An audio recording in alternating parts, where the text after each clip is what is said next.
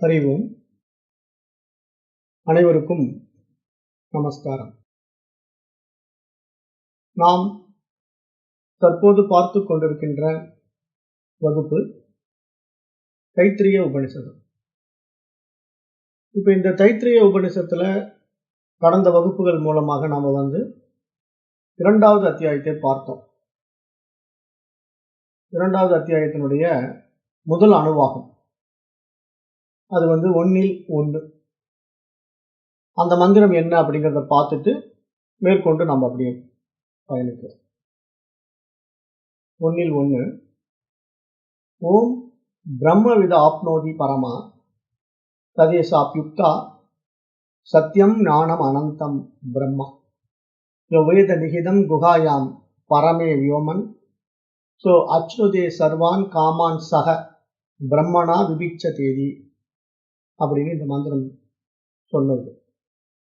இதனுடைய பொருளும் பார்த்தோம். இதனுடைய பொருள் என்ன அப்படின்னு பார்க்கும்போது, அந்த தூய இறைவனை அறிந்தவன் மிக மேலான நிலையை அடைகின்றான் அப்படின்னு சொல்லுது. அப்புறம் இறைவன் உண்மை வடிவினன், உணர்வு வடிவினன், எல்லையற்றவன் என்று இறைவனுக்கு ஒரு விளக்கம் கொடுக்குது. இறைவன் எப்படி இருக்கிறான் அப்படிங்கிறதுக்கான விளக்கம்.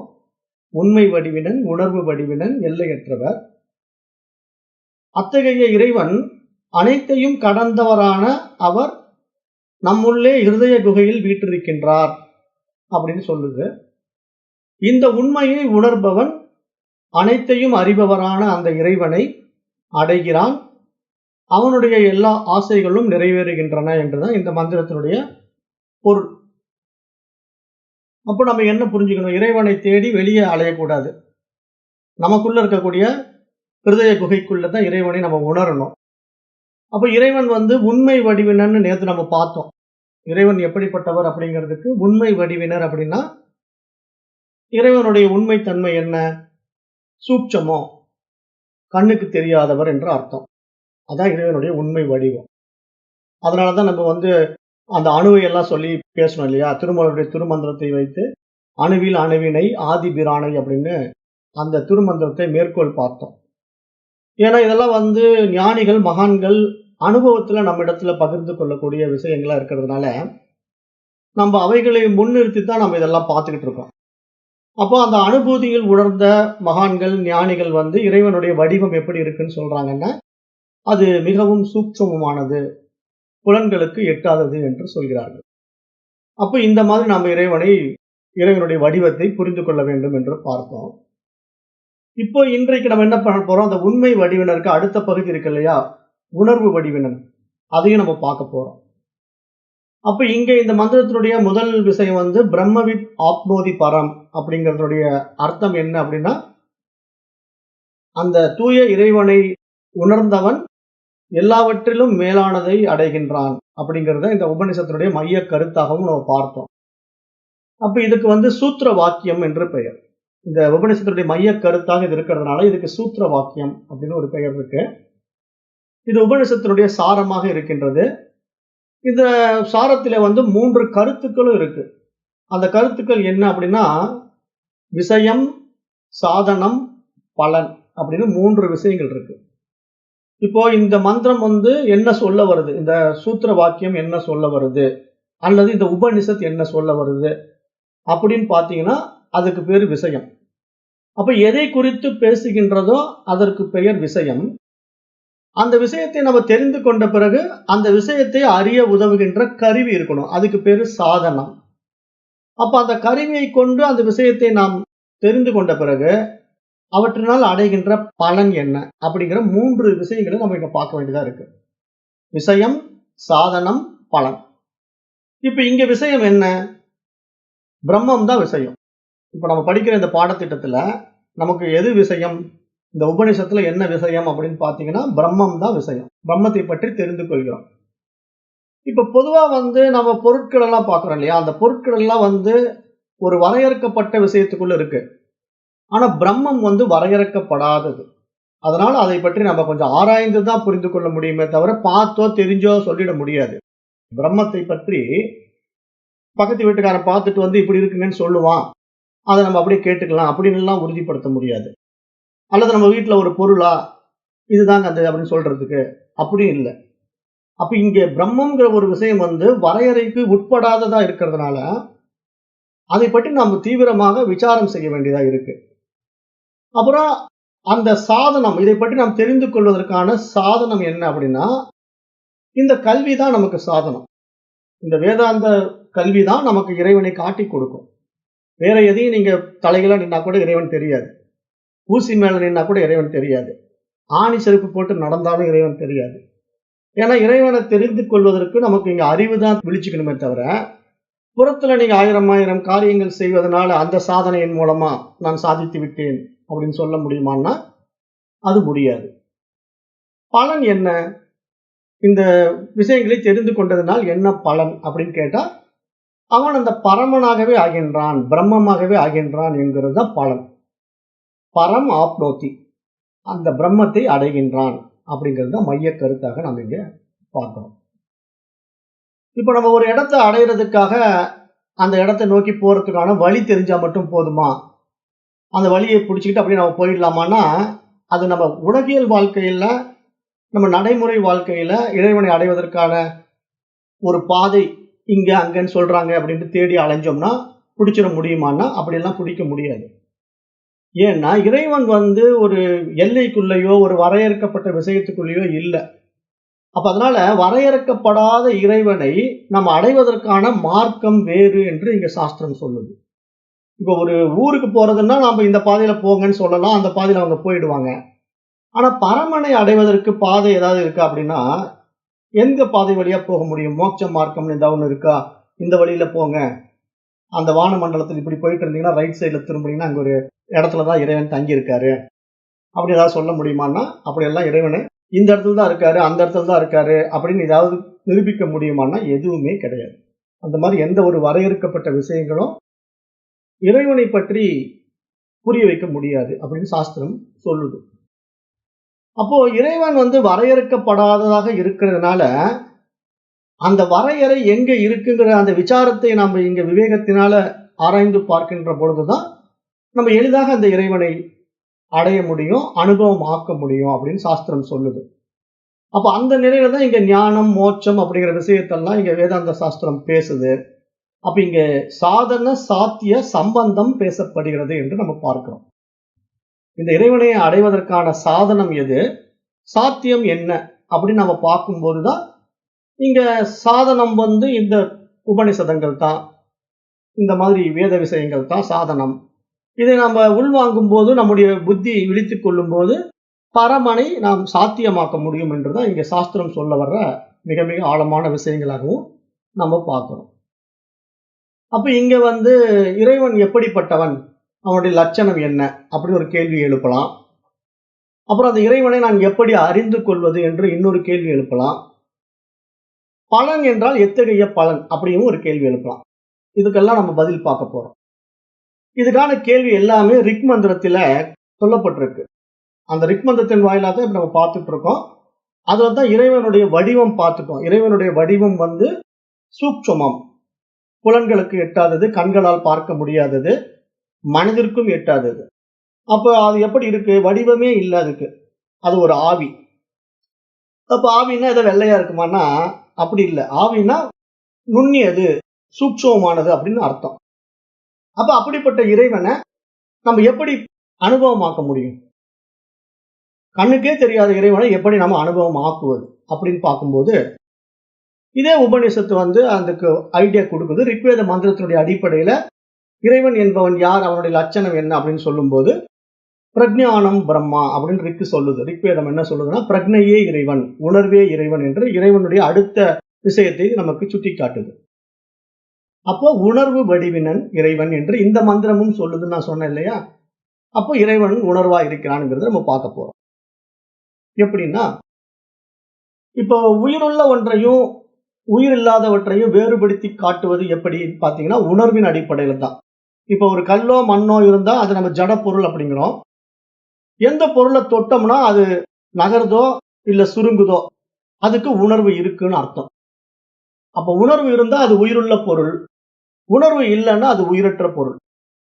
இப்படித்தான் நம்ம பார்க்கிறோம். நடைமுறையில இப்படித்தான் விஷயங்கள் இருக்கு. அப்ப அந்த உணர்வு எங்க தொடங்குது அப்படின்னு நம்ம பார்த்தோம் இல்லையா?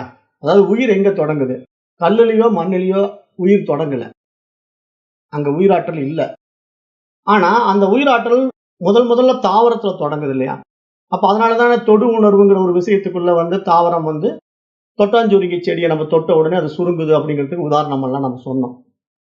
அப்ப தொட்டாஞ்சுருங்கி செடியில அந்த உணர்வு தொடங்குது, அந்த உயிர் தொடங்குது. அப்ப இறைவனுடைய அந்த நிலைப்பாடு எங்க ஆரம்பிக்குது பரிணாம வளர்ச்சியில, உடல்களுடைய அடிப்படையில அப்படின்னு பார்க்கும்போது, அந்த உணர்வு தொடங்கும் இடம் தாவரத்தில் தொடங்கி மனிதன் வரைக்கும் இருக்கு. அது அந்த உணர்வு பரிமாணத்துல பயணம் பண்ணிக்கிட்டே வர வர புலன்களும் கூடிக்கிட்டே வருது. முதல் உயிர் உணர்வாக பரிணமிக்கும் போது தொடு உணர்வு மட்டும் வைத்துக் கொண்ட தாவரமாக இருந்தது. அப்புறம் புழு பூச்சிகள்ல அதுக்கு சில புலன்கள் வந்தது. கண்ணு வந்தது, காது வந்தது, அப்புறம் மூக்கு வந்தது. இப்படியே புலன்கள் கூடிக்கிட்டே அப்புறம் ஊர்வன, பரப்பன, மிருகங்கள் என்றெல்லாம் தாண்டி மனிதன் என்ற நிலையில நமக்கு 5 விதமான புலன்கள் கொடுக்கப்பட்டது மட்டுமின்றி இந்த உணர்வோடு நாம் இருக்கிறோம். அப்போ இங்க படைக்கப்பட்ட ஜீவராசிகளிலேயே சிறப்பான பிறவி எது, படைப்பு எது அப்படின்னு பார்த்தா மனிதன் என்று நம்ம புரிந்து கொள்ள முடியுது. இப்ப இதை நம்ம உதாரணம் மூலமா எப்படி பார்க்கலாம் உணர்வு நிலையில அப்படின்னு பார்த்தா, இப்ப ஒரு தண்டவாளத்துல ரயில் போயிட்டு இருக்கு. அந்த தண்டவாளத்துல ரயில் வேகமா போயிட்டு இருக்கு. ரயிலும் பயங்கரமான ஒரு வெயிட், வேகம். அப்படி போயிட்டு இருக்கிற ட்ரெயின் பாதையில ஒரு நாயோ அல்லது ஒரு மாடோ நிக்குதுன்னு வச்சுக்கோங்களேன். அப்ப அந்த ட்ரெயின் வேகமா வர்றதை பார்த்த உடனே அந்த நாயாக இருந்தாலும் சரி, ஒரு மாடா இருந்தாலும் சரி, உடனே என்ன பண்ணும்? ட்ரெயினை பார்த்த உடனே நகர்ந்துடும். அதுவே வேற ஏதாவது ஜடப்பொருள் இருந்தா நகருமா? நகராது. ஜடப்பொருள் அங்க போட்டு வச்சிருக்காங்கன்னு வச்சுங்க ரயில் தண்டவாளத்துல. அது அப்படியே போட்டது போட்ட மாதிரி கிடக்கும். ஆனா இந்த நாய்க்கோ மாட்டுக்கோ ட்ரெயின் வர்ற வேகத்தையும் ட்ரெயினையும் பார்த்த உடனே நகர வேண்டும் என்ற ஒரு உணர்வு அதுக்குள்ள வருதா இல்லையா? நகர வேண்டும் என்ற ஒரு எண்ணம் அதுக்குள்ள எழுந்த உடனே அது என்ன பண்ணுது? அந்த இடத்தை விட்டு நகருகின்றது, தன்னை தற்காத்துக் கொள்கிறது. அப்போ இந்த நிலையில தான் நாம அந்த உணர்வினுடைய மகத்துவத்தை புரிந்து கொள்ளணும். ஏன்னா அந்த உணர்வே அறிவாய் இருக்கு அதனிடத்துல. அந்த உணர்வே அறிவாய் அதனிடத்துல இருந்து தனக்கு ஆபத்து விளைவிக்கப் போகிறது, அந்த ட்ரெயின் வருகின்ற வேகத்திலே தன்னை இடித்து விடும், அப்பொழுது நான் இறந்து விடுவேன், அப்படி எனக்கு பாதிப்பு வந்துவிடும் என்ற ஒரு பய உணர்வின் காரணமா அந்த ரயில் தண்டவாளத்திலே நின்று கொண்டிருக்கின்ற நாயோ மாடோ என்ன பண்ணும்? அந்த இடத்தை விட்டு ஒதுங்கும். அப்போ இவ்வாறு ஒதுங்கக்கூடிய அளவுக்கு ஒரு ஆற்றல் அந்த இடத்துல இருக்கு இல்லையா? அந்த அறிவு அதன் இடத்துல இருக்கிறது இல்லையா? அதை தெரிந்து கொள்ளக்கூடிய உணர்வு நிலையில் அது இருக்கிறதுனால தான் அது உயிருள்ள பொருள் அப்படின்னு நம்ம பார்க்கிறோம். உணர்வுள்ள ஒரு மிருகம் என்று பார்க்கிறோம். அப்போ இந்த நியதிக்குள்ள, இந்த உணர்வுங்கிற ஒரு நியதிக்குள்ள இந்த மாதிரி உயிருள்ள ஜீவராசிகள் தான் தன்னுடைய சுயத்தினால செயலாற்ற முடியும். வேற எதுவும் தன்னுடைய சுயத்தினால செயலாற்ற முடியாது. அததுகிட்ட இருக்கிற அறிவை வைத்துக்கொண்டு அவைகள் தன்னுடைய வாழ்க்கையை வாழக்கூடிய ஒரு சுய அறிவை கொண்டவைகளாகவே அவைகள் இருக்கின்றன என்று நாம் பார்க்கிறோம். அப்படித்தான் இறைவன் ஒவ்வொரு ஜீவராசிகளுக்குள்ளேயும் உணர்வாய், உயிராய் பிரகாசித்துக் கொண்டிருக்கிறான் அப்படிங்கிறது நம்ம இங்க புரிந்து கொள்ள வேண்டும். ஏன்னா அந்த உணர்வு நிலையில நம்ம இறைவனை புரிந்து கொள்வதற்காக நான் இதை சொல்றேன். அப்ப இந்த மாதிரி ஒரு உணர்வு நிலையை வைத்துக் கொண்டிருக்கின்ற மிருகங்கள் அதன் போக்கில் அதன் வாழ்க்கையை வாழுமாறு அதனுடைய நியதி வடிவமைக்கப்பட்டிருக்கிறது என்று நம்ம பார்க்கிறோம். ஏன்னா இங்க ஒவ்வொரு ஜீவராசிகளுக்கும் அதனுடைய வாழ்க்கையை தீர்மானிக்கக்கூடிய ஒரு அறிவையே கொடுத்து இறைவன் என்ன பண்றான்? அவைகளை சுயமாக வாழ வைக்கின்றான். இன்னொன்றை சார்ந்து வாழ வேண்டியதில்லை. தானே தன்னுடைய சுயத்தில் இருக்க முடியும் என்று வாழக்கூடிய தகுதியையும் அவைகளுக்கு கொடுக்கிறான். அந்த அடிப்படையிலே மனிதன் தான் மகத்தானவன். ஏனென்றால் அவன் தன்னுடைய அறிவாற்றலை கொண்டு தன்னிடத்தில் இருக்கின்ற அந்த புத்தி சக்தியை கொண்டு சுயமாக சிந்தித்து எது நல்லது எது கெட்டது என்று பகுத்தறிந்து வாழக்கூடிய நிலையிலே அவன் மகத்தானவனாக இருக்கிறான் என்று நம்ம பார்க்கிறோம். அப்ப இங்க பிறவிகள் வரிசையில பார்க்கும்போது மிருகங்களையும் தாண்டிய ஒரு மகத்தான பிறவி மனித பிறவி. அப்ப இங்க ரயிலை விட ரொம்ப சின்னதா சாதாரணமா இருந்தாலும் இங்க எந்த அடிப்படையில நாம அந்த ரயிலுக்கிட்ட தப்பிக்கிறோம்? அந்த உணர்வு அறிவின் அடிப்படையில நம்ம தப்பிக்கிறோம். ஆனா ரயில் அதை விட பலமானது, அதை விட சக்தி வாய்ந்தது. ஆனா அது சுயமா தன்னுடைய நீதிக்குள்ள செயல்பட முடியுமான்னா முடியாது. அப்ப இந்த விஷயம் புரியுது இல்லையா? அப்போ ஒரு ஜட பொருட்களை நம்ம இயக்கவே வைத்தாலும் கூட அவைகளுக்கு என்று சுய அறிவு கிடையாது, சுய உணர்வு கிடையாது. அப்ப நம்முடைய கட்டுப்பாட்டுக்குள்ளதான் அவைகள் இயக்க முடியுமே தவிர, ஆனால் நாமோ நம்முடைய சுயத்திலே நாம் ஆபத்திலிருந்து தப்பிக்கலாம். இது சரி, இது தவறு என்று பகுத்தறியலாம். இது மாதிரி நமக்கு ஒரு தனித்துவமான ஒரு நியதி மனிதனிடத்திலேயும் மிருகங்களிடத்திலேயும் கொடுத்து இருப்பதனால்தான் அந்த அறிவு, அந்த உணர்வு உயிருள்ளவைகளிடத்திலே பிரகாசிக்கிறது என்று சாஸ்திரம் சொல்லுது. அப்ப அந்த உயிருள்ளவைகளிடத்திலே அந்த பிரகாசிக்கின்ற அந்த அறிவு, அந்த உணர்வு எதுல ரொம்ப அபரிமிதமா பிரகாசிக்குதோ அது மகத்தானதாக புனிதத்தன்மையை அடைகிறது, தெய்வீகத்தன்மையை அடைகிறது என்றுதான் இங்க சாஸ்திரம் சொல்ல வர்ற விஷயம். அப்ப இங்க கடவுள் என்கின்ற ஒரு தன்மை எப்படி இருக்கு அப்படின்னா, அந்த உணர்வு பரிமாணத்தின் மிக உயரிய பரிமாணம். அப்ப அந்த நிலைக்கு இப்போ இந்த உடல் அடிப்படையில உயர்ந்து நம்ம மேலேறி வர முடியுமா அப்படின்னா, மற்ற ஜீவராசிகள் எதுவும் அப்படி மேலேறி வர முடியாது. அதுகிட்ட உணர்வும் இருக்கு, அறிவும் இருக்கு. ஆனாலும் அவைகள் அப்படி மேலே ஏறி வர முடியாது. ஆனா மனிதன் மட்டும்தான் தன்னிடத்தில் இருக்கின்ற அந்த உணர்வு பரிமாணத்தை உயர்த்தி கொள்ள முடியும். அதற்கு என்ன காரணம்? ஏன் அவனிடத்தில் அந்த சிறப்பு இருக்கிறது அப்படின்னு நம்ம பார்க்கும்போதுதான், படைக்கப்பட்ட உடல்களிலேயே சிறப்பான உடல் மனித உடல் என்று பார்த்தோம். அதுல தலையில இருக்கக்கூடிய பிட்யூட்டரி பீனியல் என்ற சுரப்பிகள் வாயிலாக நன்மை தீமைகளை பகுத்தறியக்கூடிய ஒரு படைப்பாற்றல் பொருந்திய ஒரு தலையாகவும் அது இருக்கு, மனித உடல்ல இருக்கு. அப்புறம் மேலும் அந்த இறைத்தன்மை எல்லா உடல்களுக்குள்ளும் பிரகாசித்துக் கொண்டிருந்தாலும் மனித உடலிலே தலையிலே ஒரு ஆகாச தத்துவமாக அங்கு இருதய குகைக்குள்ளே இறைவன் குடிக்கொண்டுள்ளான் என்பதை மனிதன் கல்வியின் வாயிலாக கற்றுக்கொள்ளவும் முடியும். மற்ற ஜீவராசிகள் இதை கற்றுக்கொள்ள முடியுமா? இப்போ ஒரு நாய்கிட்ட போய் உன்னுடைய தலையில இறைவன் இருக்கிறார், ஆகாச வடிவாக குடிக்கொண்டுள்ளார், அவரை நீ உணர்ந்து கொள் அப்படின்னு ஒரு நாய்கிட்ட நான் சொன்ன உடனே அதை புரிஞ்சுக்குமான்னா எப்படி புரிஞ்சுக்கும்? அதுக்கு என்ன டீச் பண்ணாலும் அதை புரிந்து கொள்ளக்கூடிய சக்தி ஆற்றல் அதுக்கு கிடையாது.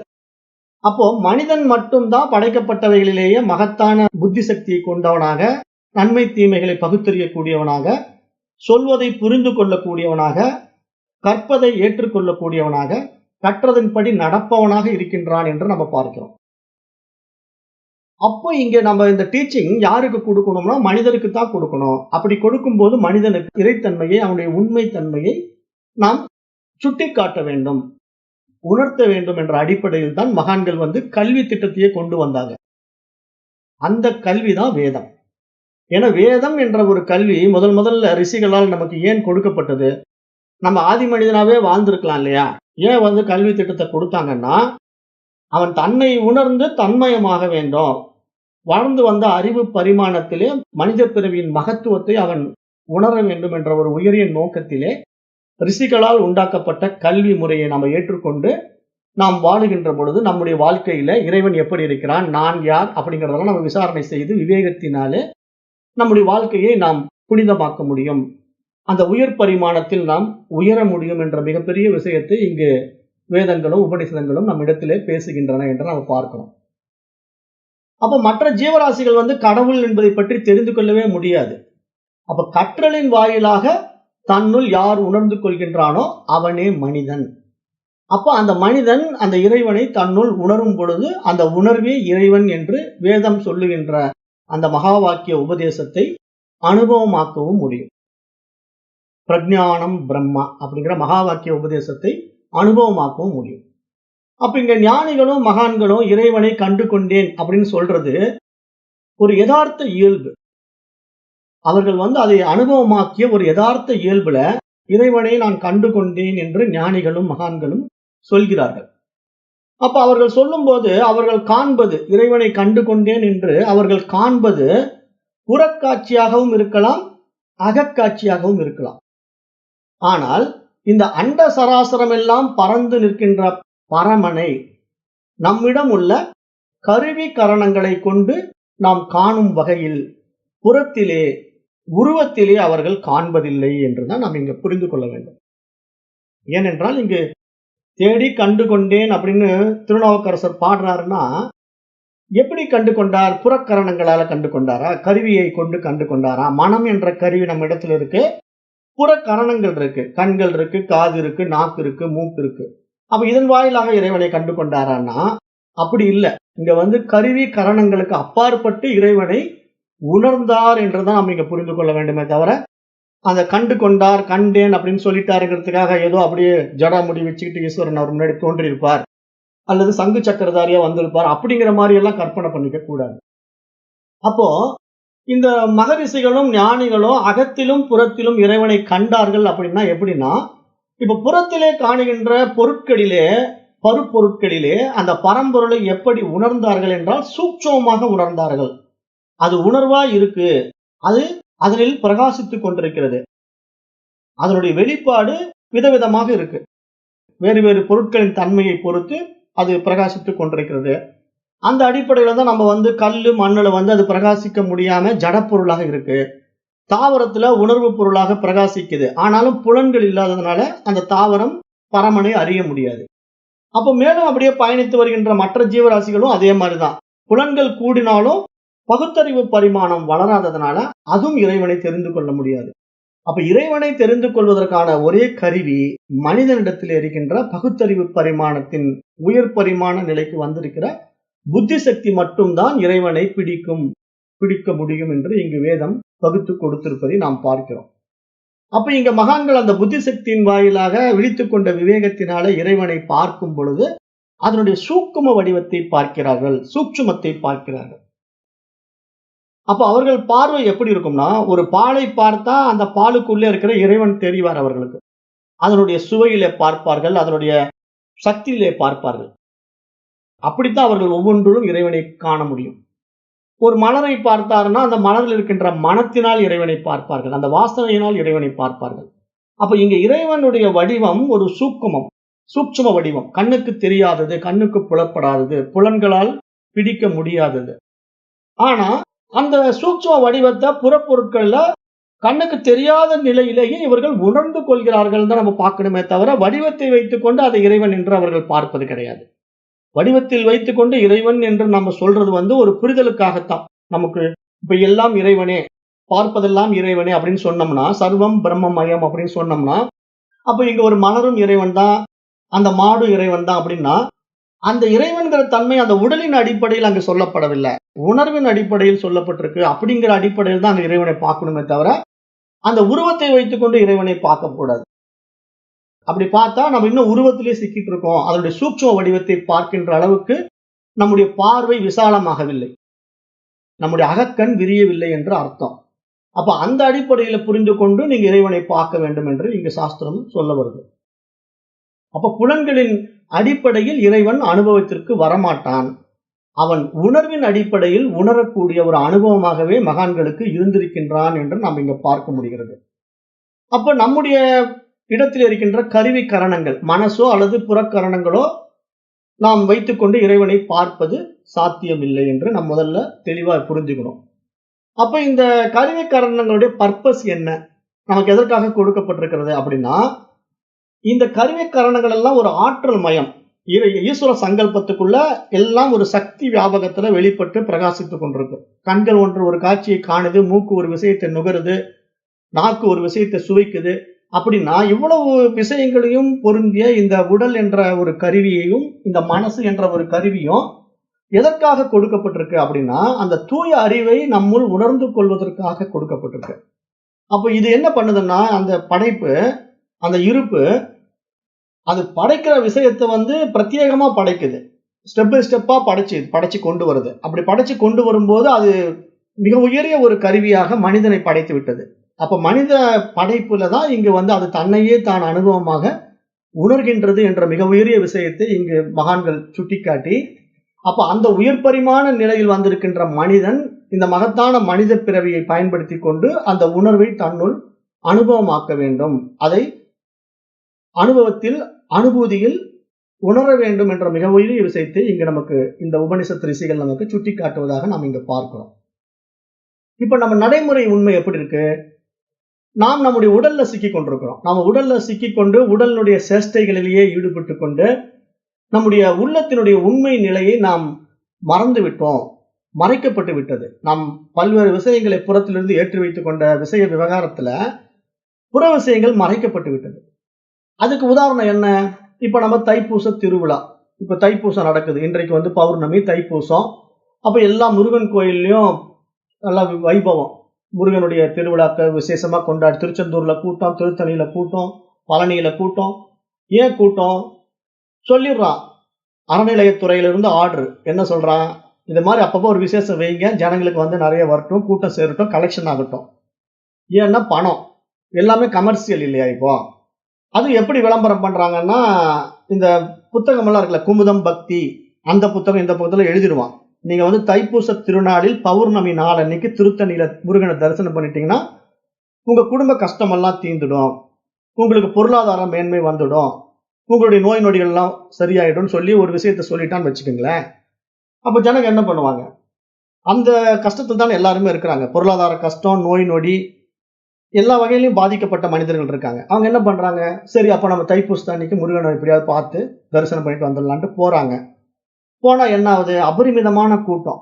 இப்ப டிவில பேட்டி குடுக்குறவன் என்ன குடுக்குறான்னா, நான் இத்தனை வருஷம் முருகனை பார்க்காம வந்ததே இல்ல. இந்த வருஷம் என்னால முருகனை பார்க்கவே முடியல அப்படிங்கிறான்.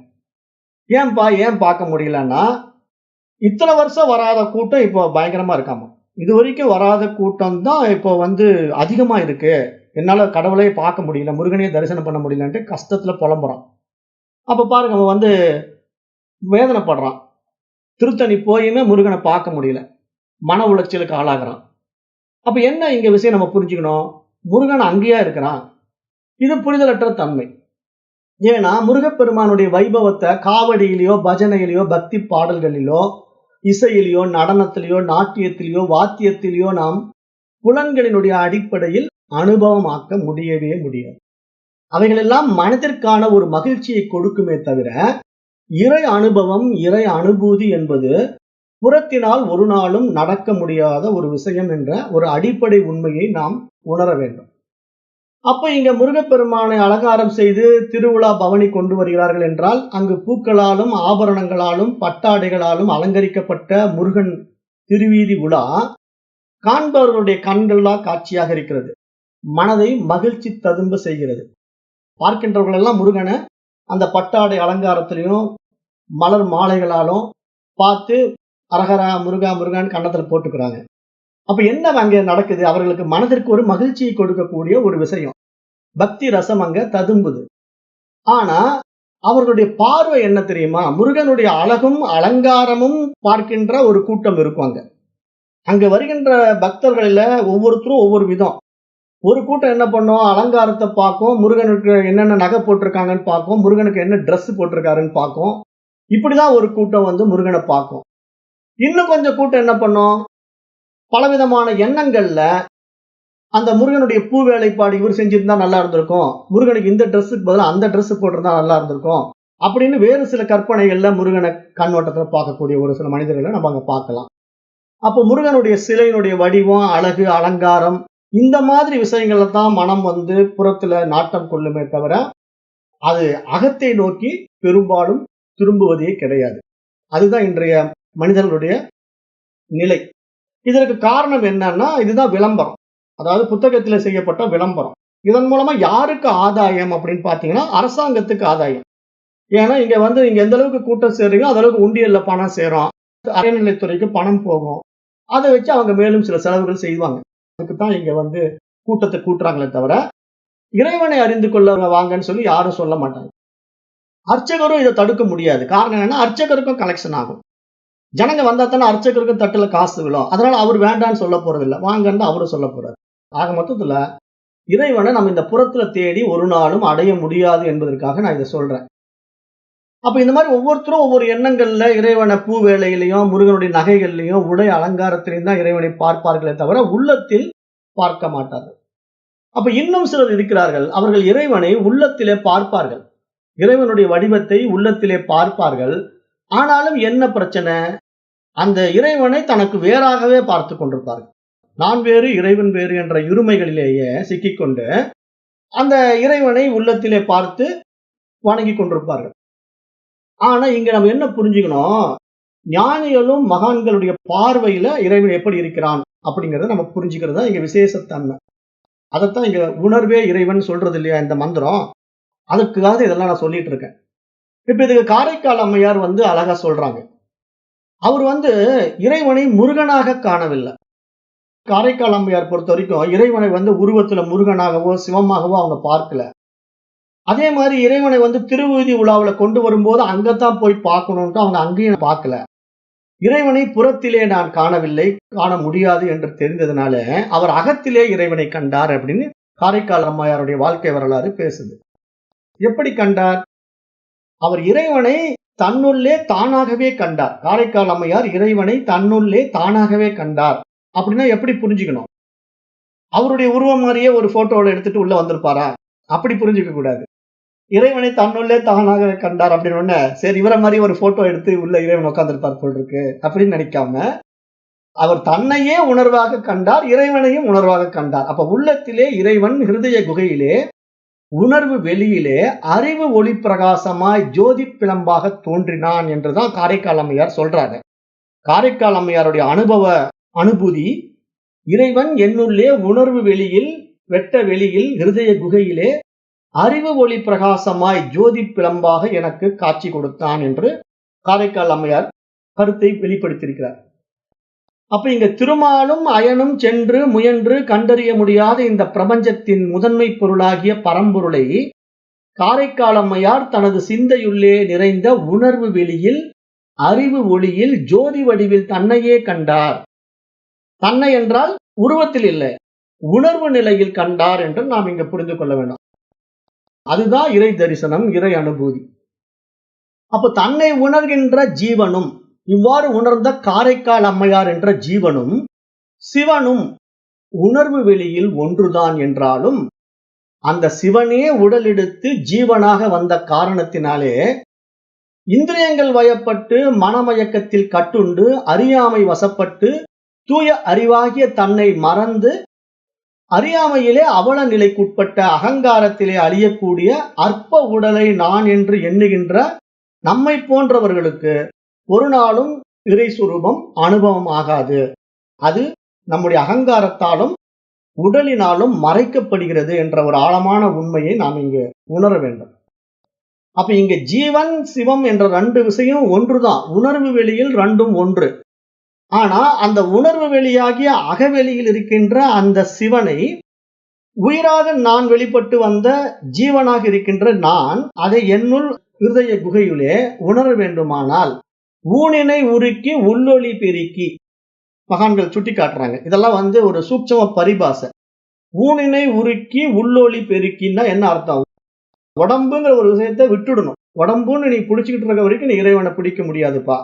இந்த உடம்புங்கிற ஒரு கருவிக்குள்ள தலையில ஹிருதய ஆகாசத்துல உணர்வு வெளியில இறைவன் இருக்கின்றான் என்பதை நீ தெரிஞ்சுக்கிட்டீங்கன்னா இந்த ஊனினை உருக்கி உள்ளொளி பெருக்கி இந்த உடலையும் உயிரையும் வைத்துக்கொண்டு அந்த உயிரின் இயக்கத்துக்காக உதவி புரிகின்ற இந்த உடலையே வைத்துக்கொண்டு உள்ளத்தில் தூய அறிவு உணர்வாய் சிவன் ஒளிந்து கொண்டிருப்பதை கண்டு சிவ ஒளியும் ஜீவ ஒளியும் ஒன்றாய் பொருந்தி நிற்கின்ற ஹிருதய குகைக்குள்ளே அந்த அறிவு பிரகாசித்துக் கொண்டிருப்பதை உற்று நோக்குவதனால்தான் நாம் அந்த இறை அனுபவத்தை அனுபூதியிலே அடைய முடியும் என்ற ஒரு மிகப்பெரிய விஷயத்தை இங்க மகான்கள் நமக்கு சுட்டி காட்டுகிறார். அதைத்தான் நான் உங்களுக்கு ஒரு பாடலா அனுப்பிச்சிருப்பேன் பாருங்க. நெற்றிக்கு நேரே புருவத்து இடைவெளி உற்றுற்று பார்க்க ஒளிவிடும் மந்திரம் பற்றுக்கு பற்றாய் பரமன் இருந்த இடம் சிற்றம்பலம் என்று சேர்ந்து கொண்டேனே அப்படின்னு இங்க ஒரு திருமந்திரம் இருக்கு இல்லையா? இப்ப இந்த திருமந்திரம் என்ன சொல்ல வருது? நெற்றிக்கு நேரே புருவத்து இடைவெளினா அந்த சகசிரஹாரம், அந்த பிட்ரூட்ரி பீனியல் கிளாண்ட் இருக்கிற இடத்துல தான் ஒரு இருதய குகை இருக்கிறது. நம்ம ஏற்கனவே இருதய குகையை பத்தி 10ஆம் வாசல் பிரம்மரந்திரத்துல ரொம்ப விரிவா பார்த்துட்டோம். அப்ப அந்த இடத்துல இறைவன் வெட்ட வெளியாக ஆகாச தத்துவமாக உணர்வு ஒளியாக பிரகாசித்துக் கொண்டிருக்கிறான். அறிவு ஒளி, உணர்வு வெளி, அப்படிப்பட்ட இறைவன் அங்கு பிரகாசித்துக் கொண்டிருக்கிறான். அப்ப இந்த உடல் என்ற இந்த ஒட்டுமொத்த இயக்கமும் இயங்குவதற்கான உயிராற்றல் உணர்வாற்றல் அங்கத்தான் இருக்கு, தலையில தான் இருக்கு, தலையில தான் மையம் கொண்டிருக்கு. அப்ப நாம இந்த உடல் இயங்குவதற்கான மைய இடம் அந்த புருவத்துக்கு நடுவுல இருக்குது அப்படிங்கிறத இங்க மகான்கள் சொல்றதுதான் உச்சந்தலை 10ஆம் வாசல் என்றெல்லாம் நமக்கு பரிபாசையில சூட்சமா சொல்றாங்க. அப்ப அந்த உணர்வு வெளியை நம்ம பிடிச்சுக்கணும். அந்த உணர்வு வெளிதான் இங்க சித்து வெளி. சித்துனா சிற்று அம்பலம் என்றால் அந்த அம்பலம்னா வெளி, சித்துனா அறிவு. அப்ப அதைத்தான் இவருக்கு பரிபாஷையில பேசுறாரு. எப்படி பேசுறாருன்னா, சிற்றம்பலம் என்று சேர்ந்து கொண்டேனேங்கிறார். அறிவு ஆகாசமாக நான் அங்கு இணைந்து கொண்டேனே என்று தன்னுடைய ஜீவிதத்தை, தன்னுடைய ஜீவன் என்ற ஒரு தன்மையை சிவம் என்ற தன்மையாக மாற்றிக்கொண்டார் என்றுதான் இங்க நம்ம புரிந்து கொள்ளணும். அதை விட்டுட்டு நாம அந்த பூர்வ மத்தியில ஊத்து பாக்குறேன், அதுக்குள்ள ஒரு வெளிச்சம் வந்துட்டு இருக்கிறத கவனிக்கிறேன் அப்படின்னு எல்லாம் பண்ணக்கூடாது. இது மாதிரி நிறைய பயிற்சிகள் எல்லாம் பண்றவங்க இருக்காங்க இல்லையா? இதனுடைய தாத்பரியம் தெரியல, இதனுடைய பரிபாசை அவங்களுக்கு புரியல. அதனால அவர்கள் வேற மாதிரி கண்ணோட்டத்துல அதை ஆராய்ச்சி செய்து கொண்டிருக்கிறார்கள். நாம் இங்க புரிந்து கொள்ள வேண்டியது, ஊனுக்குள்ளே இறைவன் ஒளிந்திருந்தானே அப்படின்னா, அந்த ஊனுக்குள்ளே இறைவன் எப்படி ஒளிந்து கொண்டிருக்கிறான்னா ஆகாச தத்துவமாக அறிவு உணர்வாக ஒளிந்து கொண்டிருக்கின்றான் என்ற உண்மையை நாம் இந்த பாடத்திட்டங்களின் வாயிலாக உணர்கின்ற பொழுது அந்த உணர்வை பிடிக்க கத்துக்கணும். அந்த உணர்வை பிடிச்சுக்கிட்டா அந்த இறைவனும் நானும் வேறு வேறு இல்லை. நமது உயிரும் அறிவுமயம், இறைவனும் அறிவுமயம் என்பதை இறைவன் நமக்கு அறிவிக்கின்றான். அத்தகைய அறிவுமயமான உயிர் பேரறிவான அல்லது பேருணர்வான இறைவனுடன் ஒன்றாக இணைந்து கொள்வதுதான் இங்க இந்த ஸ்தூல உடலிலே இருக்கின்ற இருதய குகையிலே நடைபெறுகின்ற சிற்றம்பலத்தில் நடக்கின்ற ஒரு நிகழ்வு. அப்ப அந்த சிற்றம்பலம் தான் நாம் இங்க பிடிக்கணும். திருச்சிற்றம்பலம் என்றெல்லாம் சொல்றோம் இல்லையா? திருச்சிற்றம்பலம்ங்கிறது இந்த சித்து ஆகாசம், அறிவு ஆகாசம் இருக்கின்ற இடத்துல அனுபவமாக்க வேண்டிய ஒரு அனுபூதி நிலை, ஒரு இறை அனுபூதி என்று நாம் அங்க பார்க்கிறோம். அப்ப இதைதான் நம்ம இங்க இறைவனை பிடிக்கணுமே தவிர வேற எங்க தேடி பிடிக்க முடியும்? வெளியே ஏதாவது தேடி பிடிக்க முடியுமானா என்றைக்கும் முடியாது. புலன்களின் வழியாக ஏதாவது பார்த்து இதுதான் இறைவன் என்று தீர்மானிக்க முடியுமானா அதுவும் முடியாது. அப்ப இங்க புலன்களுக்கும் மனதுக்கும் அப்பாற்பட்ட உணர்வு வெளி என்பது நம்மிடத்திலே நாம் உணர வேண்டிய ஒரு விஷயம். அது புறக்கண்கள் மூடி இருந்தாலும் உணர முடியும்.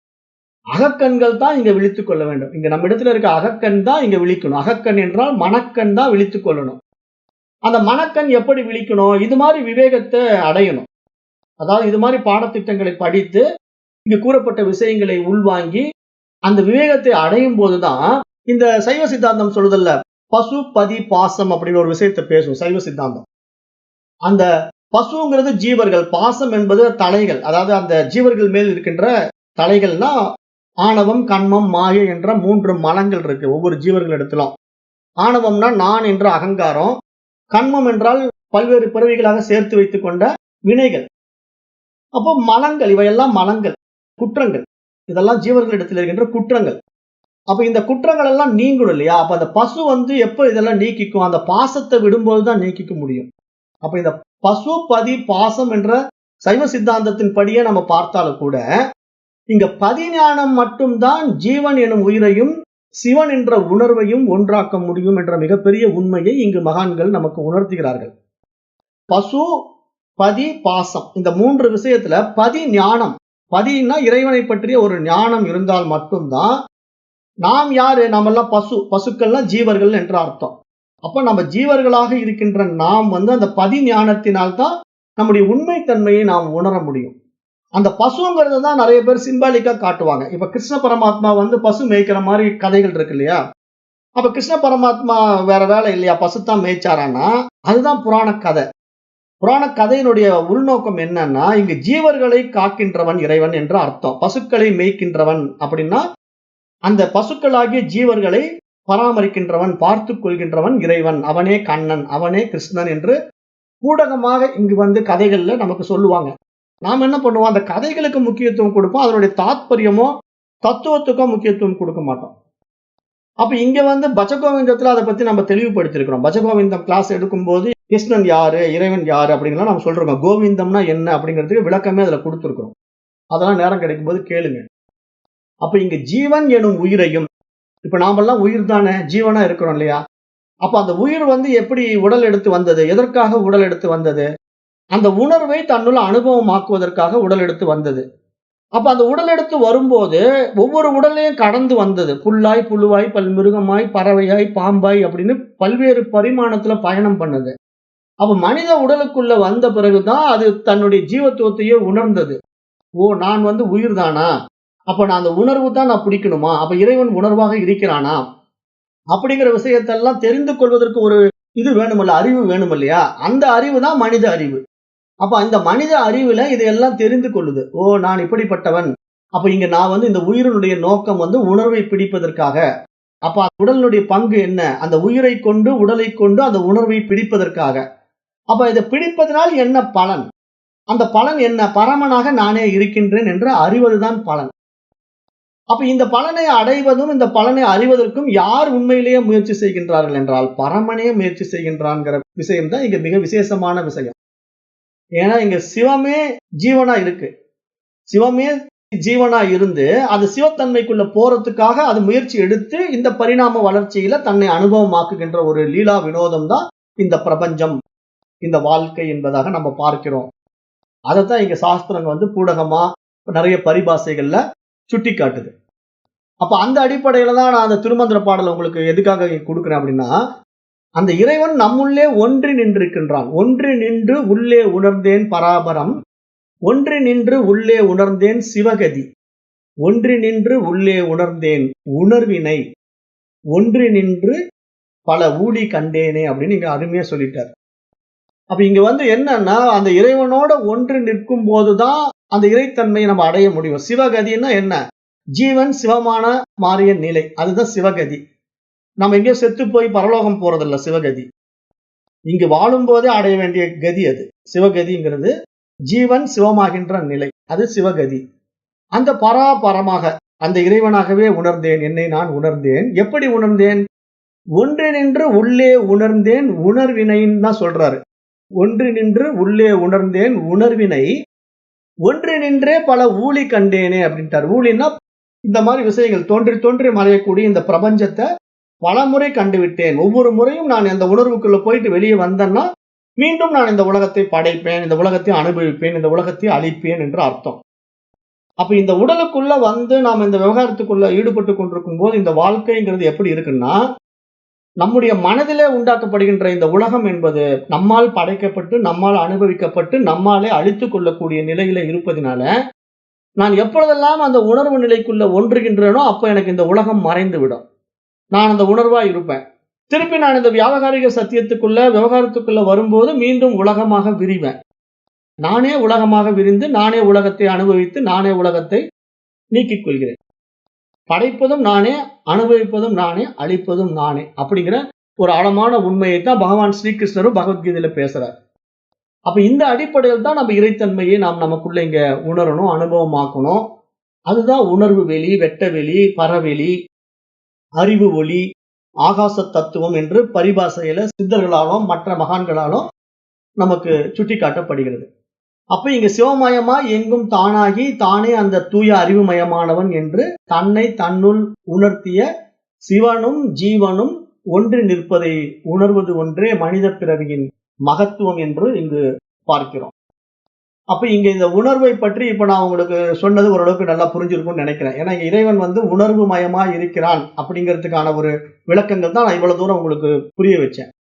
ஏன்னா அந்த உணர்வு விஷயத்தை தான் இந்த மந்திரம் பேசுது. இறைவனுடைய வடிவம் என்ன சொல்லுது? முதல்ல அந்த இறைவனுடைய வடிவம் சூக்கமா, உண்மை வடிவினன், உணர்வு வடிவினன், எல்லையற்றவன். இப்படிதான் இறைவன் இருக்கிறான். இப்ப நம்ம அடுத்தது எல்லையற்றவன் அப்படிங்கிறதே பார்ப்போம். இப்போ அனைத்து உலகங்களுக்கும் எல்லா உயிர்களுக்கும் அடிப்படையாக இறைவன் இருப்பதினால அவன் எல்லையற்றவன் அப்படின்னு நம்ம இறைவனை சொல்றோம். ஏன்னா இறைவனை பொறுத்த வரைக்கும் அவனுக்கு இதுதான் எல்லைன்னு ஏதாவது இருக்கான்னா இல்ல. அவன் எங்கும் எதிலும் வியாபித்திருக்கிறதுனால அவனை எல்லையற்றவன் என்று சொல்கிறோம். இப்ப அந்த எல்லையற்றவன்கிற தன்மையில நம்ம எப்படி இறைவனை உணர்கிறோம் அப்படின்னு பாத்தீங்கன்னா, நமக்குள்ள இறைவன் அந்த உணர்வா இருக்கிறதுனால அந்த உணர்வு வெளியை கொண்டுதான் நம்ம புறத்துல எல்லாவற்றையும் உணர்றோம். அப்படி புறத்துல நம்ம உணரக்கூடிய ஒவ்வொரு விஷயத்துக்குள்ளேயும் இப்ப நான் மல்லிகை பூவை முகர்ந்து பார்க்கிறேன், அதுல இருந்து ஒரு மனம் வருது. அந்த மல்லிகை மனம் எனக்கு ஒரு அலாதி இன்பத்தை கொடுக்குது, ஒரு சந்தோஷத்தை கொடுக்குது. அப்ப அந்த நிலையில நான் புலன்களை கொண்டு அந்த மனத்தை நான் உணர்ந்தாலும் அந்த உணர்வுக்கு ஆதாரமா என்னிடத்திலேயே இறைவன் உணர்வாய் இருப்பதினால்தான் நான் அதை உணர முடிகிறது அப்படிங்கிற ஒரு விசேஷத்தன்மையை இங்க சுட்டி காட்டுறதுனாலதான் இறைவன் எல்லையற்றவன்கிற விஷயத்துக்குள்ள வருது. இங்க சாஸ்திரம் அந்த உணர்வு வெளி, வெட்ட வெளியை எப்படி அனுபவமாக்குறது அப்படிங்கறத சொல்ற விஷயத்துல அது எல்லையற்றவனா எப்படி இருக்குது? விறகுக்குள்ள ஒளிஞ்சுகிட்டு இருக்குது, தீயா ஒளிஞ்சுகிட்டு இருக்கு. பாலுக்குள்ள சுவையாகவோ அல்லது ஒரு நெய்யாகவோ ஒளிந்து கொண்டிருக்கு. அப்ப நம்ம அதை நெய்யாகவும் நம்ம ப்ராசஸ் பண்ணி வெளியெடுக்கலாம். அந்த பாலை நம்ம குடிக்கும் போது அதனுடைய சுவையும் நம்ம அனுபவமாக்கலாம். ஆனா இந்த சுவையை அனுபவமாக்குறது புலன்கள் அடிப்படையில் அனுபவமாக்குறோம். நாக்கினால் சுவைத்து பாலினுடைய சுவையை அனுபவமாக்குறோம். நெய்யாக மாற்றும் பொழுதும் நம்ம அந்த நெய்யை ஏதாவது ஒரு சாப்பாட்டுலயோ இதுலயோ போட்டு சாப்பிடும்போது அதை ஒரு அனுபவமாக்குறோம். அப்ப இங்க அந்த அனுபவம் என்பது நாக்குக்கு கிடைப்பதாக இருந்தாலும், அந்த கண்களால் அவைகள் எல்லாம் செய்யப்படுகின்ற ஒரு ப்ராசஸ்ல அந்த பால் வந்து நெய்யா மாறுவதாக இருந்தாலும், இதுக்கெல்லாம் எங்கிருந்து ஆற்றல் கிடைச்சது நமக்கு? அந்த பசு பால வந்து நெய்யா மாத்தணும்னா, அதற்கு ஒரு ப்ராசஸ் இருக்குங்கிறது எப்படி தெரியும் நமக்கு? அதுதான் இங்க அறிவு. இங்க எப்படி புரிஞ்சுக்கணும்னா, இறைவன் வந்து நமக்குள்ள அறிவாகவே இருக்கிறான், உணர்வாகவும் இருக்கிறான்னு நம்ம சொல்றோம். அப்ப அந்த உணர்வு என்ன பண்ணுதுன்னா, நம்ம இடத்துல அறிவாக பிரகாசிச்சு, அது எப்படி ப்ராசஸ் பண்ணணும்னு சொல்லிக் குடுக்கும். அப்படி அந்த ப்ராசஸிங் அத பண்ணும்போது, இப்படியும் இதை மாற்றி செய்ய முடியும். ஒரு கடலை மாவ வந்து பூந்தியாக மாத்தணும் அப்படின்னா, அதுக்கு ஒரு ப்ராசஸ் இருக்கு. அப்ப கடலை மாவ பூந்தியா மாத்தும்போது, லட்டு உருண்டையா பண்ணி அத சாப்பிடும்போது ஒரு டேஸ்ட் இருக்கு. அப்ப இவ்வளவு டிஃபரன்ஸ் நடக்குதுல்ல, சேஞ்சஸ் பண்றோம்ல. ஒரு பொருளை வேறு ஒரு பொருளாக மாற்றுகின்றோம். ஒரு ஆற்றலை வேறு ஒரு ஆற்றலாக மாற்றுகின்றோம். அப்ப இந்த ஆற்றல் பரிமாணத்துல பயணம் செய்வதே அந்த அறிவு தான். அதுதான் இங்க நம்ம புரிஞ்சுக்கணும். எல்லையற்றவன் அப்படிங்கிறதுக்கு அர்த்தத்த இப்ப நான் பேசிக்கிட்டு இருக்கிறேன். இறைவன் எல்லையற்றவனாக இருக்கின்றான், எங்கும் வியாபித்திருக்கிறான் அப்படின்னா என்ன அர்த்தம்னா, அவனே எல்லாமாக இருக்கின்றான்.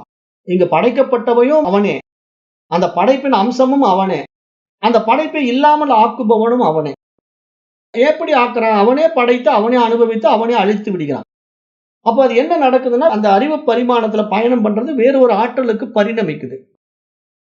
அதான் நான் உதாரணம் சொல்லுவேன். இப்ப கடலை மாவை எடுத்து நீங்க லட்டு செய்யணும்னா, கடலை மாவு வாங்கிட்டு வரணும், ஆயில் வாங்கிட்டு வரணும்.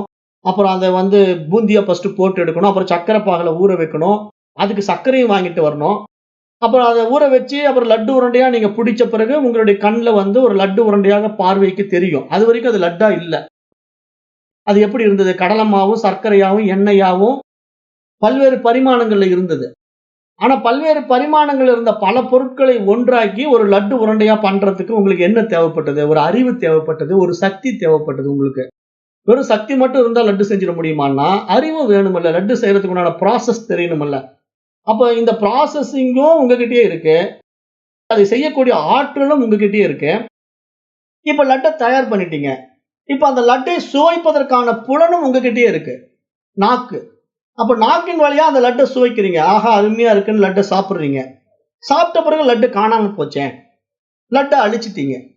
அப்ப பாருங்க, படைக்கின்ற ஒரு பொருளையும் நீங்களே உருவாக்கி, அந்த படைக்கப்பட்ட பொருட்களை பல பரிமாணங்களிலே அதை பயன்படுத்தி, அதை வேறொரு வடிவத்துக்கு அதை மாற்றம் செய்து, அதை மீண்டும் நீங்களே அனுபவமாக்கி, அப்புறம் அது இல்லாமல் அழித்தும் விட்டீர்கள் அப்படிங்கிற ஒரு ஆழமான உண்மை உங்களுக்கு புரிஞ்சா, இறைவன் எல்லையற்றவன்னு தெரியும்.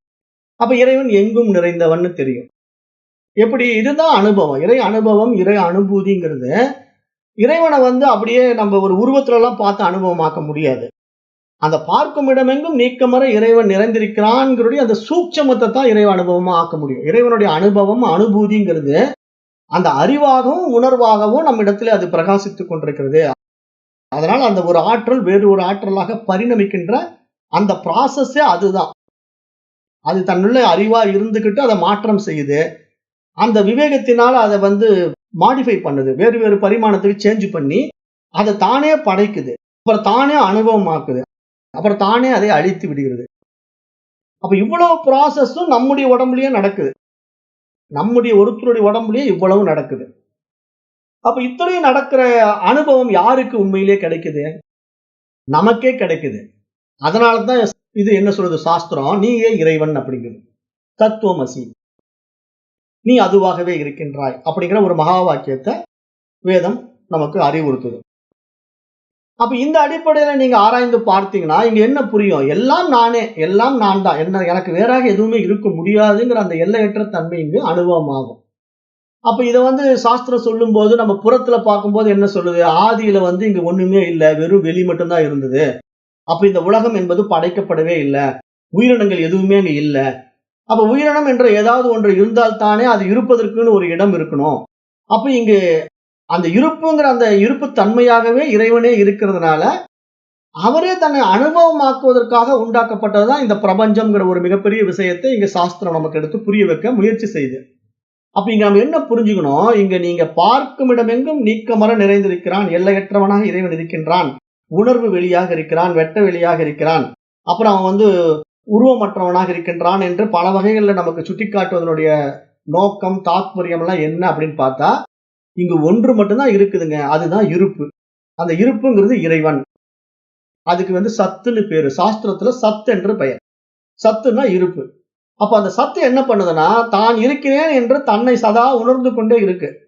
தன்னை அது உணராம என்றைக்கும் இருக்காது. நான் இருக்கிறேன் என்ற தன்னிருப்பை அது எப்பொழுதும் தன்னுள் உணர்ந்து கொண்டே இருக்கும். அப்படி தன்னுள் உணர்ந்து கொண்டிருக்கின்ற அது என்ன பண்ணுது? தன்னுடைய ஆற்றலை வெளிப்படுத்த விரும்புது. இப்ப ஒவ்வொருத்தர்கிட்டயும் ஒவ்வொரு ஆற்றல் இருக்கு இல்லையா? அந்த ஆற்றலை வெளிப்படுத்துறது தானே நமக்கு இந்த வாழ்க்கையா பரிணமிக்குது. அப்ப அந்த மாதிரி அந்த சத்து என்ன பண்ணுதுன்னா, தன்னுடைய ஆற்றலை சித்தாக பரிணமிக்குது. அறிவாக, உணர்வாக பரிணமிக்குது. அப்ப அந்த உணர்வு வெளியே தான் இங்க வெட்ட வெளியாக நமக்கு பிரபஞ்சமாக விரியுது.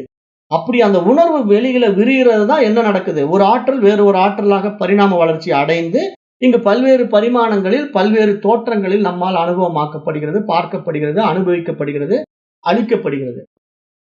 அப்ப இந்த சத்து தான் சித்தா மாறி தன்னிருப்பை தான் உணர்வதினால் அடைகின்ற ஆனந்தம் தான் இங்கு சச்சிதானந்தம் என்ற ஒரு மிகப்பெரிய உண்மையை இங்கு சாஸ்திரம் உபதேசிக்குது. அப்ப சித்தென்ற அறிவு நிலையில் அது எல்லாவற்றையும் படைத்து அனுபவித்து அறுதியில் அழித்தும் விடுகின்றது என்ற ஒரு ஆழமான உண்மையை உணர்வதுதான் இங்கு வேதம் காட்டுகின்ற வழிமுறை என்பதாக நாம் பார்க்கிறோம். அப்ப கடவுள் நிலையில் இங்கு பரமாத்மா என்று கூறுகையில் அதற்கு இருப்புத்தன்மையே அதன் உணர்வு நிலைதான் என்று நாம் புரிந்து கொள்ள வேண்டும். இறைவனுடைய இருப்பே அதனுடைய உணர்வு தான். ஏன்னா இங்க சத்தே சித்தா இருக்கு. சித்துனாலும் உணர்வு தான். அப்ப அந்த சத்தே சித்தாக இருக்கின்றதுங்கிற அந்த நிலை நமக்கு அனுபவம் ஆகும் போதுதான் இங்கு எல்லாம் பிரம்மமயம், சர்வம் பிரம்மமயம், அந்த இருப்பாக நானே இருக்கின்றேன் என்று நாம் நம்முள் அதை உணர முடியும். அப்ப அந்த உணர்வு நிலை தான் இங்க அனுபூதி ஆனந்தம் என்று சாஸ்திரம் பேசுது. அப்புறம் இந்த மந்திரமே என்ன சொல்லுது? சத்தியம் ஞானம் அனந்தம் பிரம்மா அப்படின்னு இன்னொரு வார்த்தை சொல்லுது. சத்தியம் ஞானம் அனந்தம் பிரம்மா. இந்த வாக்கியத்துல என்ன நம்ம புரிஞ்சுக்கணும்? சத்தியமாக இருக்கிறது. அதுவே சத்துன்னா என்ன? சத்தியம், சத்து, இருப்பு அப்படின்னு அர்த்தம். அதுவே இருக்கிறது, அதுவே நிலை கொண்டிருக்கிறது, அது மட்டுமே உண்மை, அதுவே சத்தியம் அப்படிங்கிற வார்த்தைக்கு தான் அது இருப்புங்கிறதுக்கு பேரு. அப்ப ஞானம்னா என்ன? சித்து. அப்ப அதுவே அறிவாக இருக்கிறது, அதுவே எல்லையற்ற தூய் அறிவாக பிரகாசித்துக் கொண்டிருக்கிறது. அனந்தம்னா என்ன? எல்லையற்றதாக இருக்கிறது, அது எங்கும் நிறைந்திருக்கிறது, எல்லாவற்றிலும் வியாபித்திருக்கிறது. அதுதான் இங்க பூடகமா இந்த மந்திரம் என்ன சொல்லுதுன்னா, சத்தியம் ஞானம் அனந்தம் பிரம்மா அப்படிங்கிற ஒரு வாக்கியத்துல இறைவனுடைய லட்சணத்தை நமக்கு இங்கு சுட்டி காட்டுவதாக நம்ம பார்க்கிறோம். அப்ப இப்படிப்பட்ட இந்த இறை அனுபவம் என்பது நம் ஒவ்வொருக்குள்ளும் நிகழ வேண்டிய ஒரு விஷயம். அப்ப அந்த அடிப்படையில இங்க சத்தியம் பிரம்மா, ஞானம் பிரம்மா, அனந்தம் பிரம்மா அப்படின்னு நம்ம பார்க்கும் போதுதான் நாம இவ்வளவு விரிவா இதை பற்றி நான் உங்களுக்கு எளிமையான முறையில நான் விளக்கம் கொடுத்திருக்கிறேன். இப்ப இதை ரொம்ப ஆழமான முறையில சாஸ்திர ரீதியா நம்ம போட்டோம்னா இப்ப கைவிலை நவநீதம் படிக்க மாதிரி போலாம். அதாவது விருத்தி ஞானம், வாக்கியார்த்தம், லட்சியார்த்தம் அப்படின்னாலும் நம்ம பேசலாம். நிறைய மகான்கள் அப்படியெல்லாம் பேசி புரிய வைக்க பார்ப்பாங்க. பட் நான் அந்த மாதிரிலாம் இப்ப கிளாஸ் எடுக்கிறது இல்லை. காரணம் என்னன்னா அது உங்களுக்கு புரியறது இல்லை அப்படிங்கறதுனால இந்த லட்சியார்த்தம், வாக்கியார்த்தம் அப்படின்லாம் சொல்லி உங்களை குழப்பி, அது என்னங்க லட்சியார்த்தம்னா என்ன, வாக்கியார்த்தம்னா என்னன்னா அந்த வாக்கியத்துக்கு ஒரு அர்த்தம் இருக்கு, அந்த வார்த்தையினுடைய லட்சியத்துக்கு ஒரு அர்த்தம் இருக்கு. அப்ப அந்த எல்லாம் எடுத்து நம்ம புரிஞ்சு உங்களை குழப்பக்கூடாது அப்படிங்கிற ஒரு அடிப்படையில அப்படியெல்லாம் குழப்பிக்கிட்டே இருந்ததுனால தான் இந்த வேதாந்தம் நிறைய பேருக்கு பிடிக்காமையும் போச்சு. பிடிக்காம போனது காரணம் என்னன்னா, இந்த மாதிரி விஷயத்தை வெளிப்படையா உடைக்காம அதை சூட்சமா ரகசியமாவே பேசிக்கிட்டே இருக்கிறதுனால அது புரிந்து கொள்ள முடியாத நிலையில நிறைய பேர் இதை விட்டு ஓடிடுறாங்க. அப்ப இங்க நம்ம எளிமையா புரிந்து கொள்ள வேண்டியது என்னன்னா, இங்க இறைத்தன்மை என்பது ஒரு உணர்வு நிலை. அந்த உணர்வை நம்முள்ள உணரணும். அந்த உணர்வா நான் தான் இருக்கிறேன். அப்ப என்னுடைய உணர்வு அந்த பேருணர்வுக்கும் சம்பந்தமே இல்லைன்னு சொல்லக்கூடாது. ரெண்டும் ஒரே உணர்வு தான். இங்க பிரகாசிக்கிறதுனால நான் என்னுடைய உணர்வு தன்னுணர்வு என்று நான் ஒரு அடையாளப்படுத்தி கொண்ட ஒரு பவுண்டரிக்குள்ள வச்சுக்கிட்டு அதை பிரிச்சு வச்சு பார்க்கிறேன். இதுதான் அஜ்ஞானம். அந்த நிலையில நான் என்னை ஜீவன் என்று புரிந்து கொண்டேன். இப்ப இது மாதிரி வேத சாஸ்திரங்களை படிக்கும் போது விவேகத்தினால நான் விழித்து கொண்டேன். விழித்து கொண்டதுனால் நான் அடைந்த அனுபவம் என்னன்னா, நான் எதிர்பார்ப்பது போல நான் ஒரு தனிப்பட்ட தன்னுணர்வு கிடையாது, நான் எல்லையற்ற பேருணர்வு. அப்ப நானே எங்கும் எதிலும் வியாபித்திருக்கிறேன். என்னுடைய இருப்பினால் தான் எல்லாமே இருக்கிறது. அப்ப நானே அவற்றை பார்க்கிறேன், நானே அவற்றை அனுபவமாக்கிறேன், நானே அவற்றை அழிக்கிறேன். அப்ப நான் இருப்பதனால்தான் இங்க எல்லாம் இருக்கிறது. அப்ப என்னுடைய வைபவம் இந்த பிரபஞ்சம். அப்ப இந்த பிரபஞ்சத்தை நானே படைத்து, நானே அனுபவித்து, நானே அழிக்கின்றேன். அப்ப நான் யார்? நான் அந்த தூய அறிவாகிய பரமன் என்று தன்னை நாம் உணர்வதுதான் இங்க வேதத்தினுடைய முடிந்த முடிவு. அப்ப இததான் நாம் இந்த வேத சாஸ்திரத்தின் மூலமா ஆழமா உணர்ந்து கொண்டு அந்த அனந்தமா, அந்த ஞானமா, அந்த சத்தியமா நாமே இருக்கிறோம் என்று புரிந்து கொள்ள வேண்டும் என்றுதான் இங்க இந்த முதல் மந்திரம் நமக்கு சொல்லுது. அப்ப இந்த முதல் மந்திரத்தை இன்னொரு முறை பார்த்துட்டு இன்றைக்கு இந்த முதல் மந்திரத்தோட வகுப்பை நிறைவு செய்வோம். நாளைக்கு 2வது மந்திரத்துக்கு போலாம். இப்ப இந்த முதல் மந்திரம் இன்னொரு முறை படிச்சிடுறேன். எனக்கு ரொம்ப முக்கியம். ஓம் பிரம்மவித் ஆப்னோதி பரமா ததேசாப் யுக்தா சத்தியம் ஞானம் அனந்தம் பிரம்மா யோ வேத நிகிதம் குஹாயாம் பரமே வியோமன் சோ அச்சுனுதே சர்வான் காமான் சக பிரம்மனா விபச்சி தேதி. அப்ப இதனுடைய அர்த்தம் என்ன? இறைவனை அறிந்தவன் மிக மேலான அந்த இறைநிலையை அடைகிறான். அப்போ நாம் இந்த இறைவனை நம்முள்ள உணர்ந்துட்டோம்னா நாமும் அந்த இறைவனும் வேறு வேறு இல்லை என்று புரியுது. மேலும் இறைவனுடைய தன்மை என்ன? உண்மை வடிவினன், உணர்வு வடிவினன், எல்லையற்றவன். அப்ப எல்லாவற்றையும் கடந்தவரான அந்த இறைவன் எங்கே இருக்கிறார்? எங்கும் வெளியே இல்லை. இந்த உடலை எடுத்து வந்து தன்னை அனுபவமாக்க வந்திருக்கிறார். அப்ப அவரே உயிராய் வந்து உணர்வாக தன்னை அனுபவமாக்க விரும்புகிறார். அப்ப உயிராக இருக்கின்ற அவர் எப்படி தன்னுடைய உணர்வை அனுபவமாக்க விரும்புகிறார்? உடலை கொண்டு அனுபவமாக்க விரும்புகிறார். அப்ப உணர்வாய் இருக்கின்ற இறைவன் உடலை கொண்டு அனுபவமாக்குவதற்காக எடுத்த பல்வேறு உடல்களிலே நிறைய உடல்கள் வந்து ஃபெயிலியர் ஆச்சு. எந்த உடலும் வந்து அவர் எதிர்பார்க்கிற மாதிரி அவரை அனுபவமாக்க முடியல. அப்ப அந்த உடல் பரிமாணத்துல புல்லாய், புழுவாய், மிருகமாய், பறவையாய், பாம்பாய்னு பல்வேறு பரிமாணங்கள்ல பரிணாம வளர்ச்சி அடைந்து மனித உடல் என்ற ஒரு மகத்தான உடலை பெறும் பொழுதுதான் அந்த உடலை கொண்டு இறைவன் தன்னுடைய உண்மை நிலையை, தன்னுடைய யதார்த்தத்தை, தன்னுடைய சொரூபத்தை அனுபவமாக்கினார். அப்ப அப்படிப்பட்ட அனுபவம் ஆக்குவதற்கான ஒரு அரிய உடலாக மனித உடல் இருக்கிறது. இந்த மனித உடலுக்குள்ளே இருக்கின்ற இருதய குகை என்ற ஆகாச தத்துவத்திலே, வெட்ட வெளியிலே, இந்த பிரபஞ்சத்திலேயே இறைவன் தன்னை அனுபவம் ஆக்குகின்றார். ஏன்னா அகண்ட பிரம்மாண்ட பிரபஞ்சத்திலே அனுபவமாக்குவது முடியாது. அதனால ஒரு சிறிய பிரபஞ்சமாக இந்த உடலை எடுத்துக்கொண்டு இந்த பிரபஞ்சத்துக்குள்ளேயே தன்னை அனுபவமாக்குகின்ற ஒரு லீலா வினோதத்தை தான் இறைவன் இங்கு செய்து கொண்டிருக்கின்றான் என்ற ஒரு மிகப்பெரிய விஷயத்தை இங்கு சாஸ்திரம் நமக்கு சுட்டிக்காட்டுது. அப்போ அந்த இதய குகையில் வீற்றிருக்கின்ற இறைவனே தன்னை அனுபவமாக்குவதற்காக பல்வேறு பரிமாணங்களில் படைத்தான். அந்த படைப்பை அனுபவித்தான். அந்த அனுபவத்தை அடைந்த பிறகு அவன் இந்த படைப்பை அழித்து விட்டான். அழித்து விட்டான்னா என்ன அர்த்தம்? அவன் தன்னை உணர்வாக உணர்ந்த மறு வினாடி இந்த உலகம் மறைஞ்சிடும். அப்படித்தான் அழிக்கிறான். அதுக்குதான் அந்த திருமந்திர பாடல் நான் சொல்லுவேன் இல்லையா, மரத்தை மறைத்தது மாமத யானை. உலகமா தெரிஞ்சா உணர்வு தெரியாது, உணர்வா தெரிஞ்சா உலகம் தெரியாது. அப்ப இங்க அழிவுங்கிறது என்ன? நீங்க உணர்வு நிலைக்கு வந்துட்டா உலகம் மறைஞ்சிடும், உணர்வு தான் நிற்கும், உணர்வு மட்டும் இருக்கும். அந்த உணர்வை விட்டு நீங்க திருப்பி உலகத்துக்குள்ள வந்தீங்கன்னா உலகம் தெரியும், உணர்வு மறைஞ்சிடும். ஏன்னா உலகம் தெரிஞ்சினாலே நீங்க விவகாரத்துக்குள்ள வந்துட்டீங்க. விவகாரத்துக்குள்ள வந்துட்டா நீங்க செய்யற விஷயங்கள் எல்லாம் அந்த மனதும் உடலையும் கொண்டுதான் செய்ய முடியும். அதுக்கு பேரு வியாவகாரிக சத்தியம். நீங்க உணர்வு நிலைக்கு வந்துட்டீங்கன்னா அதுக்கு பேரு பாரமார்த்திக சத்தியம். அப்ப இந்த உடலையும் உயிரையும் வைத்துக்கொண்டு நீங்க கனவு காண்றீங்க பாருங்க, அதுக்கு பேரு பிராதிபாசிக சத்தியம். அந்த கனவு நிலைங்கிறது ஒரு மயக்க நிலை, அதாவது கற்பனை நிலை, அது உண்மை கிடையாது. அப்ப அந்த பிராதிபாசிக சத்தியமும் இந்த வியாவகாரிக சத்தியமும் நம் மீது ஏற்றி வைக்கப்பட்டிருக்கு. இந்த உடலும் மனசையும் கொண்டு உருவாக்கப்பட்ட விஷயங்கள்.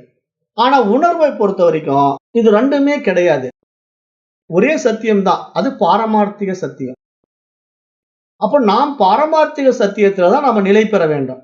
அப்ப பாரமார்த்திக சத்தியத்தில நாம் நிலை பெற வேண்டும் என்றால் நான் எப்பொழுதும் அந்த உணர்வாகவே இருக்கிறேன் அப்படிங்கிற தன்னுணர்வுகளை கடந்து பேருணர்வு நிலையில் நாம் பிரகாசிக்க வேண்டும். நாம் ஒரு பவுண்டரிக்குள்ள இருக்கவே கூடாது. அந்த பவுண்டரிங்கிறது இந்த பாடி மைண்ட் கான்செப்ட். அப்ப இந்த மனசும் இந்த உடலையும் நான் என்று அபிமானிக்கிற வரைக்கும் நமக்கு அந்த பேருணர்வு தன்மை பிரகாசிக்காது என்ற ஒரு ஆழமான உண்மையை புரிந்து கொள்ள வேண்டும் என்றுதான் இந்த மந்திரம் நமக்கு இங்கு சுட்டி காட்டுகின்ற விஷயமாக நம்ம பார்க்கிறோம். அப்படி இறைவனை தன்னுள் அனுபவமாக அடைந்தவன் அவனுடைய எல்லா ஆசைகளும் நிறைவேறுகின்றன அப்படின்னு சொல்றாரு பாத்தீங்களா. அப்பவும் நீங்க எப்படி புரிஞ்சுக்கணும்? எல்லா ஆசைகளும் நிறைவேறுகின்றன. சரி, அப்ப இந்த ராமசாமிங்கிற என்னுடைய உடம்புல அல்லது குப்புசாமிங்கிற என்னுடைய உடம்புல நான் வந்து இறைவனை உணர்ந்துட்டேன், அப்ப நான் என்னென்ன ஆசைப்பட்டனோ எல்லாம் அனுபவிச்சிடும் போல் இருக்கு. அப்படி நினைச்சுக்க கூடாது. எப்படி? இப்ப ராமசாமி கார் வாங்கணும்னு ஆசைப்பட்டிருப்பாங்க. விமலா வந்து ஒரு 10 பவுன் செயின் வாங்கணும், தங்க நகை வாங்கணும்னு ஆசைப்பட்டிருப்பா. அப்ப இந்த மாதிரி ஒரு அனுபவங்கள ஆசைப்பட்ட அந்த விமலாவும், அந்த ராமசாமியும் இறை அனுபவத்த அடைஞ்ச உடனே, அப்ப விமலாவுக்கு 10 பவுன் தங்க நகையும், ராமசாமிக்கு ஒரு காரும் வந்துருமான்னா? இல்ல. இங்க சூட்சம ரகசியம் இருக்கு. என்னன்னா, அந்த இறைத்தன்மைய நீங்க அடைஞ்ச உடனே, எல்லாமே நானா இருக்கிறேன்னு நீங்க தெரிஞ்ச மறு வினாடி, கார் ஓட்டுறவனும் நானே, அந்த 10 பவுன் செயின் போட்டிருக்கிறவனும் நானே. அப்படிதான் புரிஞ்சுக்கணும். ஏன்னா நெறைய பேர் நெனச்சுக்குவாங்கன்னா, சரி இதெல்லாம் நம்ம அடைஞ்சிட்டோம்னா, நம்ம ஆசைப்படுறதெல்லாம் கிடைச்சிருமான்னா, ஆசைப்படுறதெல்லாம் எல்லாம் அனுபவிப்போம். எல்லா உடல்லயும் அனுபவிப்போம். இந்த உடல்ல மட்டும் இல்ல. அதுதான் முக்கியம். அப்ப வந்து பங்களாவுல வாழணும்னு ஆசைப்பட்ட ராமசாமி வந்து, பங்களாவுல குப்புசாமிங்கிற பேர்ல அனுபவிச்சுட்டு இருப்பார். விமலா வந்து 10 பவுன் செயின் வாங்கணும்னு ஆசைப்பட்டிருக்கான்னா, கமலாங்கிற பேர்ல 10 பவுன் செயின் போட்டு அனுபவிச்சுட்டு இருப்பா. அப்ப இங்க என்ன புரிதல்? அந்த கமலா 10 பவுன் செயின் போட்டிருந்தாலும், விமலா தான் போட்டுட்டு இருக்கிறங்கிற மென்டாலிட்டி தான் இங்க புரிதல். குப்புசாமி வந்து பங்களாவுல வாழ முடியலையேன்னு கவலைப்பட மாட்டார். ராமசாமி பங்களாவுல வாழ்ந்துட்டு இருக்கிறத பார்த்துட்டு, ஆஹா நான் பங்களாவுல வாழ்றேன் அப்படின்னு சந்தோஷம் அடைவார். இந்த நிலை அந்த ஒருமித்த பேருணர்வு நிலை. இதுதான் பாயிண்ட். இத புரிஞ்சுக்கணும். அத விட்டுட்டு நான் ஏதோ பக்தி செஞ்சு இறைவன் எனக்கெல்லாம் குடுத்துடுவாரு அப்படின்ட்டு கற்பனையில வாழக்கூடாது. ஆகவே இதை புரிந்து கொள்ளுங்க. மேற்கொண்டு இன்னும் நிறைய இந்த விஷயங்கள நம்ம தெளிவா பார்க்கலாம். இன்றைய நேரம் கருதிய வகுப்பை நிறைவு செய்கின்றேன். நன்றி. ஓம் தத்சத்.